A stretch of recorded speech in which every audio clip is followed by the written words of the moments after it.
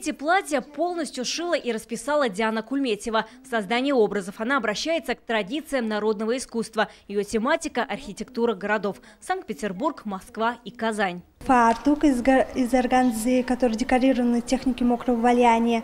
На нем изображена башня Сюмбике, символ данного города. Такой показ мод в секции «История и краеведение». Через одежду Диана изучает культурное, точнее архитектурное наследие. Не все дети сейчас интересуются именно вот этой исторической архитектурой.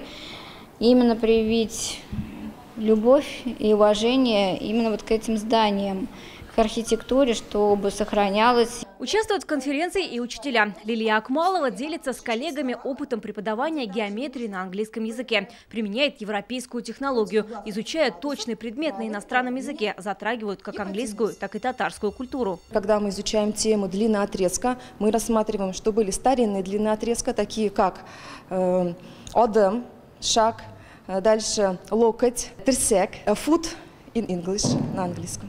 Конференция проходит в полилингвальном комплексе Одемнар, где дети получают образование на 3 языках. И сегодня это место встречи учеников и преподавателей из Татарстана и 17 регионов страны. Работа секции, будь то, например, по иностранным языкам, по краеведению, культуре, по этнографии, все будет связано так иначе с темой культурного диалога, темой созвучной с той философией согласия, которая вообще на протяжении последних десятилетий у нас, у татарстанцев, наиболее актуальна. Конференцию в этом году провели впервые. В школе Одемнар планируют расширить географию участников и показать опыт Татарстана в развитии языков и сохранении культурного наследия другим регионам.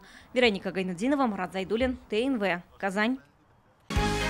Закажи рекламу на ТНВ. Телефон в Казани 5 705 100.